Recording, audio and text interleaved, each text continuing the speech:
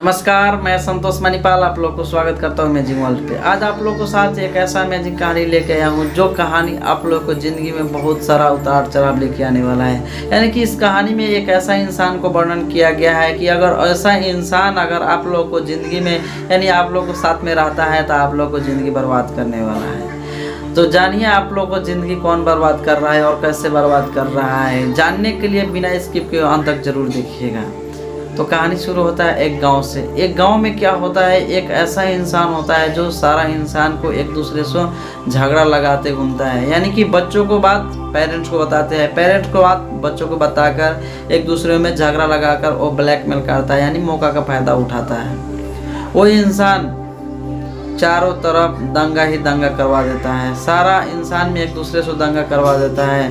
तभी इसको एक न एक दिन तो सारा को कमजोरी मालूम पड़ जाता है, तो बाद में पकड़ा जाता है। ऐसे यही एक इंसान है, इसके वजह से हम लोग परेशान हैं। तो ये इंसान को क्या किया जाए, पंचायत बैठा कर उनको बहुत पीटता है, बांध देता है। तब उससे पूछता है, बोलो हम लोग तुम्हारे साथ क्या करें, तुम सुधारना चाहोगे या तुमको और तुम्हारे फैमिली को इस गांव से निकाल दें। तो बोलता है, क्षमा कीजिए सरकार, हमसे बहुत बड़ा भूल हो गया, हमको एक सुधरने का मौका दीजिए, हम ऐसा कभी नहीं करेंगे, कदापि नहीं करेंगे।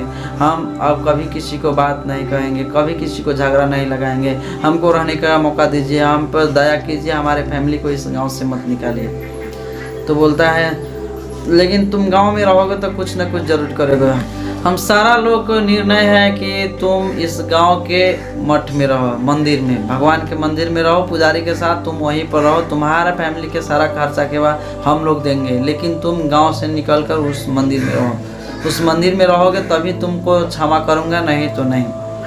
तो बोलता है, ठीक है महाराज, ठीक है, आप लोग को जैसे दया। वो पिटाई के मारे एकदम नरम हो जाता है और उसको ले जाके मंदिर में वो साधु संत के जिम्मा लगा देता है और वहाँ पे रहने लगता है। तब गांव वाला आराम से ज़िंदगी जीता है, चैन से ज़िंदगी जीने लगता है। तब वो कहानी अब मठ में शुरू हो जाता है। मठ में क्या होता है, साधुओं में झगड़ा हो जाता है। यानी कि गांव का झगड़ा खत्म हुआ तब मठ में झगड़ा शुरू हो गया। तो मठ में किस प्रकार झगड़ा होता है किसी को मालूम ही नहीं पड़ता है। तो जो मठ का महंत होता है, मंदिर का महंत होता है, वो महंत रात में छुप कर बैठकर एक कहानी देखता है कि इन लोगों को झगड़ा कैसे सृजना होता है। तो वो महंत छुप कर बैठ जाता है और देखता है कि क्या होता है। जब भी मध्य रात होता है, यानी कि रात को 12 बजे के उपरांत होता है, तभी ये जो गांव से निकाला गया साधु संत को बीच में भेजा गया होता है, वो आदमी इस साधु को कमंडल उठाकर उस साधु के पास रख देते हैं और उस साधु का कमंडल इस साधु के पास रख देते हैं और चुपचाप जाके सो जाता है। तभी पकड़ा जाता है और जो मठ का महंत होता है वो आकर इन लोग को पकड़ लेता है। बोलता है, झगड़ा का वजह ये है। फिर गांव वालों को सारा इंसान को बुलाता है, तो इसको बहुत मारता है। बोलता है कि ऐसा तुम क्यों करता है। तभी बोलता है कि हम क्या करें, हमारा अंदर एक ऐसा चीज़ है, मालूम नहीं, मैं कुछ झगड़ा वाला काम नहीं करता हूँ तो मुझे नींद ही नहीं आता है, मुझे कैसा महसूस होता है, इसीलिए मैं नहीं करता हूँ तो भी हो जाता है। तो लोग इससे बहुत परेशान होकर इसको बोलता है, तुमको आप यहाँ से गांव से भगा देंगे।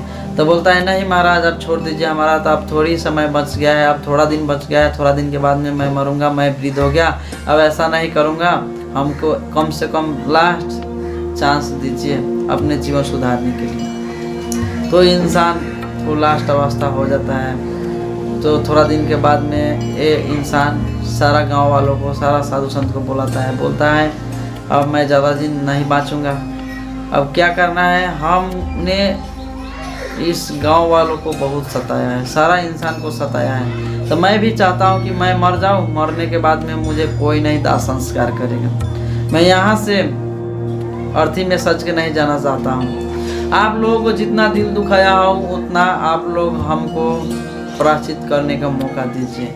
अगर मैं मर जाऊं तो मेरा पैर में रस्सी बांधकर श्मशान घाट तक घिसार कर घसीटते हुए लेके जाएंगे। मुझे कम से कम आप लोगों को दिल दिखाया हूँ तो ये प्रायश्चित करने का मौका दीजिए। इसमें ना मत कहिएगा प्लीज़, नहीं तो मैं सुसाइड कर लूँगा। तभी गांव वाला बोलता है जाने दो इसको, आखिरी इच्छा है तो पूरा कर देते हैं।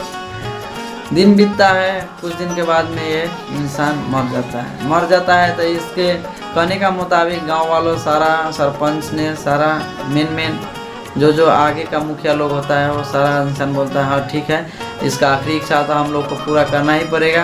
तो इसको पैर में रस्सी बांध देता है और घसीटते हुए लेके जा रहा होता है। जब घसीटते हुए लेके जा रहा होता है तभी चारों तरफ हंगामा हो जाता है। दूसरे गांव वालों को मालूम पड़ जाता है, दूसरे गांव वाले पुलिस को खबर कर देते हैं। पुलिस प्रशासन, बहुत सारा मिलिट्री लोग आते हैं और बोलते हैं ये इंसान कैसा दरिद्र हो तुम गांव वालों, एक इंसान को पैर में रस्सी बांध कर तुमने घसीट कर मार दिया, तुम लोग को लाज शर्म नहीं है। सारा इंसान को बंद करके हौलात में ले जाता है और जेल चालान कर देता है। तो देखिए, एक निगेटिव आदमी जिंदा में तो आप लोगों को परेशान करता है, लेकिन मरने उपरांत भी आप लोगों को फंसा के जाता है।